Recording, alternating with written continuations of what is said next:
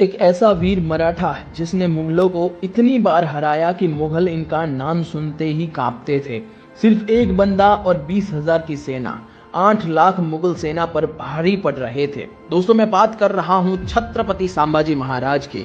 फिलहाल एक फिल्म आ रही है या फिर आई है, छावा, जो कि संभाजी महाराज के ऊपर बनी हुई है, जिनमें लीड रोल कर रहे हैं विकी कौशल। तो दोस्तों, आज के इस वीडियो में हम छत्रपति संभाजी महाराज के बारे में जानने वाले हैं।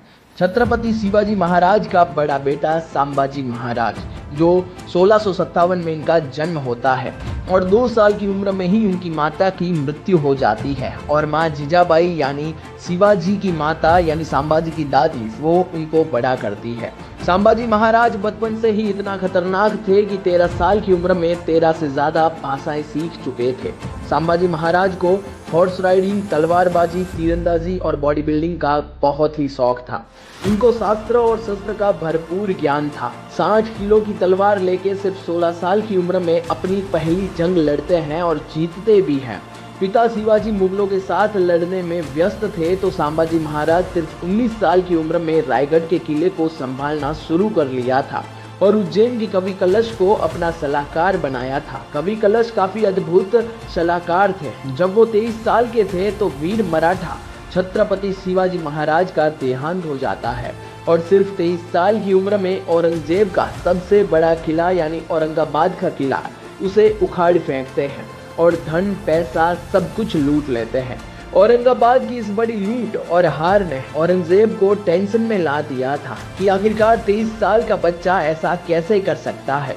औरंगजेब ने अपने सेनापति हुसैन अली को बुलाते हैं और 30,000 हाथी और काफी सारी सेना देते हैं और कहते हैं कि इस 23 साल के बच्चे को मार डालो। हुसैन अली कहता है ये काम वो सिर्फ 2 दिन में खत्म कर देगा, लेकिन 2 दिन तो क्या, 1 साल तक संभाजी महाराज का कुछ उखाड़ नहीं पाया हुसैन अली।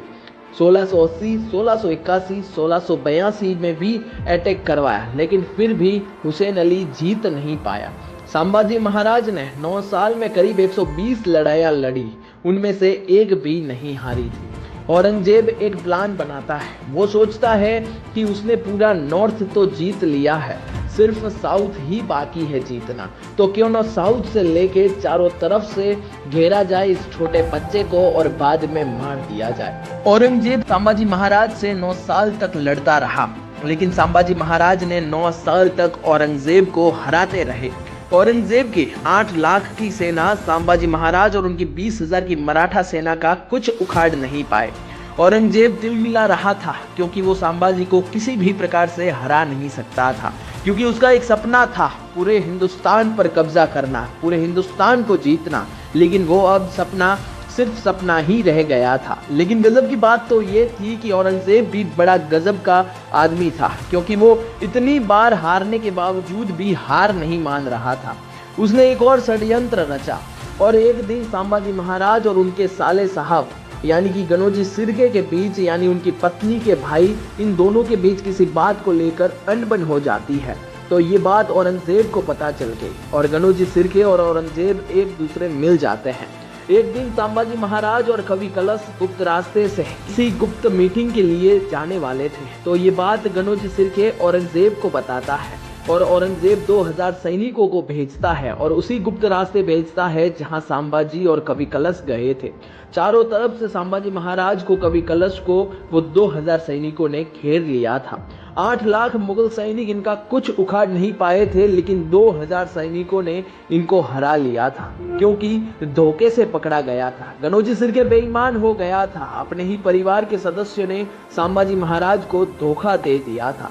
औरंगजेब कई सालों से संभाजी महाराज से परेशान हो चुका था, तो संभाजी और कवि कलश को ऊंट से उल्टा लटका दिया जाता है और पूरे शहर में घुमाया जाता है। लोग उनको पत्थर मारते हैं, उनको पीटते हैं और बाद में आखिरकार काल कोठरी में डाल दिया जाता है। औरंगजेब संभाजी महाराज से मिलता है और उनसे डिमांड रखता है कि अगर उन्हें जिंदा रहना है तो अपना मराठा एम्पायर उसके हवाले कर दे, सारा धन सारी दौलत उसे दे दे और अपने धर्म को परिवर्तन कर दे। इसके बदले में संभाजी महाराज कहते हैं कि वो एक बार नहीं चाहे 1000 बार उसे मारो, लेकिन अगर मर गया तो फिर से जन्म इसी धर्म में लेगा। मैं अपने हिंदू राष्ट्र के लिए एक बार नहीं बल्कि 1000 बार मर सकता हूँ। लेकिन अपना धर्म नहीं त्याग सकता। इन दोनों ने अन्न जल का त्याग कर दिया था, शरीर को लेके सुन्न हो चुके थे, लेकिन औरंगजेब भी रुकता नहीं है। इन दोनों के नाखून उखाड़ दिए जाते हैं, आंखों में मिर्चियां डाली जाती है।